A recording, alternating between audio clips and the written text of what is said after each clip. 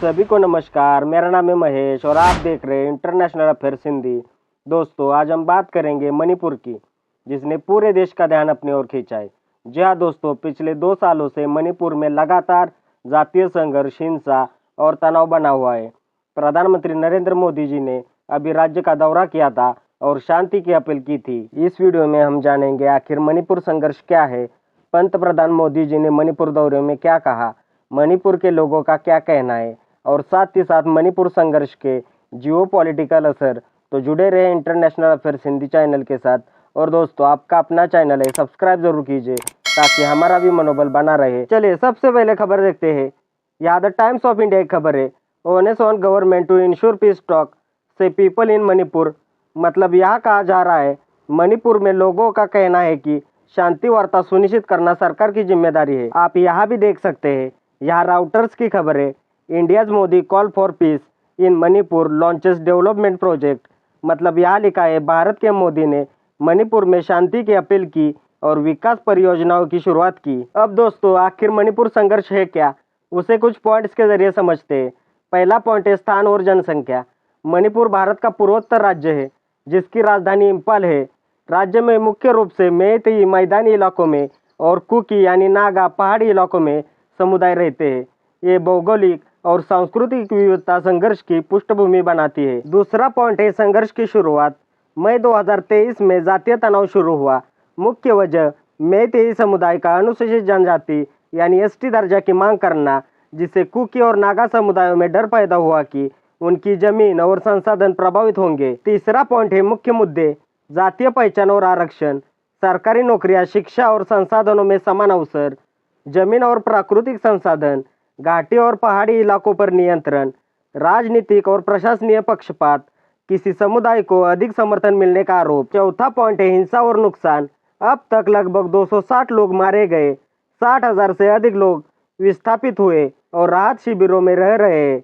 घर, school, college और बाजार प्रभावित हुए, आर्थिक और सामाजिक जीवन ठप हुआ। अब प्रधानमंत्री मोदी 13 सितंबर को मणिपुर दौरे पर थे। इस दौरे का मकसद था राज्य में शांति की अपील करना और विकास परियोजनाओं का उद्घाटन करना। इस दौरे में मोदी जी ने क्या कहा, उसे भी कुछ पॉइंट्स के जरिए समझते हैं। पहला पॉइंट है शांति और भाईचारे की अपील। मोदी ने कहा कि मणिपुर में जातीय हिंसा और तनाव लंबे समय से जारी है। उन्होंने सभी समुदायों से शांति बनाए रखने और आपसी भाईचारे का वातावरण बनाने की अपील की। कहा कि हिंसा और संघर्ष से राज्य का विकास प्रभावित होता है। दूसरा पॉइंट है समान अवसर और न्याय। प्रधानमंत्री मोदी ने जोर दिया कि सभी समुदायों को बराबरी और न्याय मिलना चाहिए। शिक्षा, सरकारी नौकरियां या विकास योजनाएं हो, सबको समान अवसर मिलना चाहिए। इससे लोगों में भरोसा और स्थिरता बढ़ेगी। तीसरा पॉइंट है विकास परियोजनाओं का उद्घाटन। मोदी ने मणिपुर में नई आधारभूत और विकास परियोजनाओं का उद्घाटन किया। उनका संदेश था कि विकास और सुरक्षा साथ साथ चलने चाहिए। कहा कि राज्य में सड़क, स्वास्थ्य, शिक्षा और रोजगार के अवसर बढ़ेंगे। चौथा पॉइंट है विस्थापित लोगों के पुनर्वास पर जोर। उन्होंने कहा कि जो लोग हिंसा के कारण घर छोड़कर गए हैं, उन्हें सुरक्षित और सम्मानजनक तरीके से पुनर्वास मिलना चाहिए। राहत शिविरों में रह रहे लोगों के लिए शिक्षा और स्वास्थ्य सुविधाओं की उपलब्धता सुनिश्चित करनी चाहिए। पांचवा पॉइंट है सरकारी मध्यस्थता की आवश्यकता।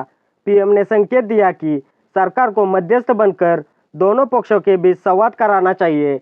कहा कि सिर्फ अपील करने से काम नहीं चलेगा, सकारात्मक कदम और वार्ता जरूरी है। छठा पॉइंट है सांस्कृतिक और सामाजिक मेलजोल। मोदी ने लोगों से अपील की वे आपसी भरोसा बढ़ाए और सांस्कृतिक मेलजोल बनाए रखे। कहा कि समुदायों के बीच संवाद और मेलजोल से भविष्य में हिंसा और तनाव कम होगा। सातवां पॉइंट है भविष्य की दिशा और सकारात्मक संदेश। प्रधानमंत्री ने कहा कि अगर सभी मिलकर काम करें तो मणिपुर सुरक्षित, शांतिपूर्ण और विकासशील राज्य बन सकता है।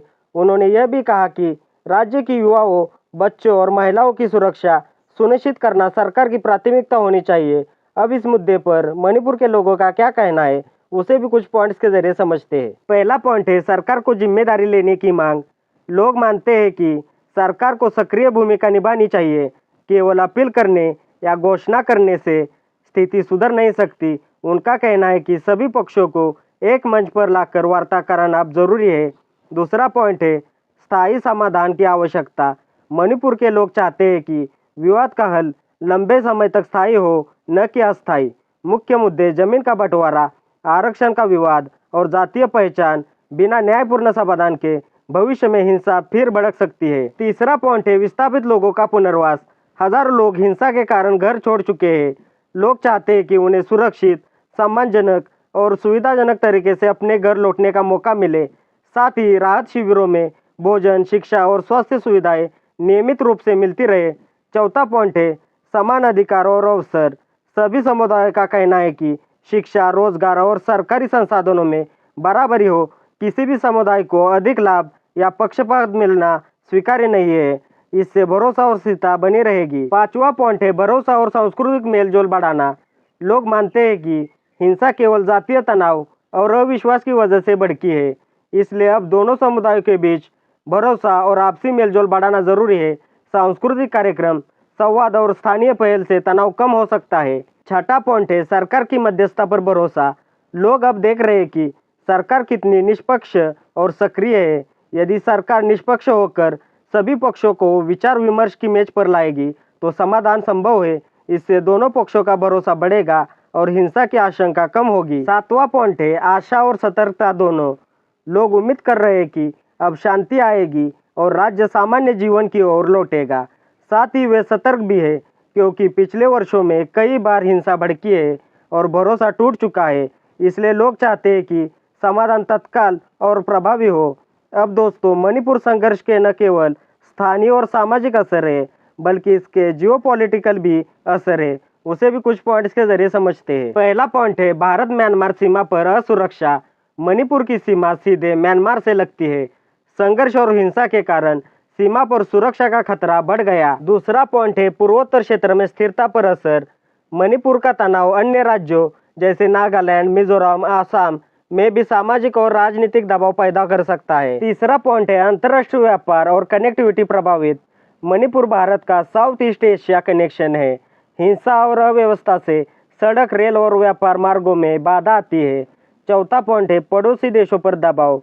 म्यांमार और अन्य दक्षिण पूर्व एशियाई देशों की निगाह भारत पर रहती है। संघर्ष से सीमा सुरक्षा और सहयोग संबंधों पर असर पड़ सकता है। पांचवा पॉइंट है मानवाधिकार और राहत का वैश्विक ध्यान। विस्थापित और प्रभावित लोगों की स्थिति पर अंतर्राष्ट्रीय संगठन और एनजीओ की नजर रहती है। वैश्विक स्तर पर भारत पर दबाव बन सकता है कि वह मानवाधिकार और राहत कार्य सुनिश्चित करे। तो दोस्तों, मणिपुर में जारी संघर्ष सिर्फ स्थानीय या जातीय मुद्दा नहीं है। यह सामाजिक, राजनीतिक और वैश्विक स्तर पर भी असर डालता है। स्थानीय लोग चाहते हैं और उम्मीद करते हैं कि सरकार सक्रिय होकर वार्ता कराए।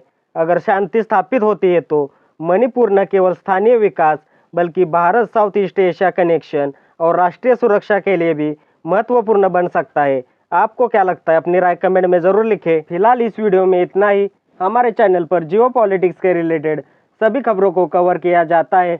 एक बार चैनल की प्लेलिस्ट जरूर चेक कीजिए और इंटरनेशनल अफेयर्स हिंदी चैनल को सपोर्ट कीजिए। अगर आपको वीडियो में दी हुई जानकारी अच्छी लगी तो वीडियो लाइक कीजिए, अपने दोस्तों के साथ वीडियो शेयर कीजिए और सबसे अहम बात, आपका अपना चैनल है, सब्सक्राइब जरूर कीजिए ताकि नए वीडियो की नोटिफिकेशन आपको मिलती रहे। मिलते हैं अगले वीडियो में, तब तक के लिए धन्यवाद। जय हिंद।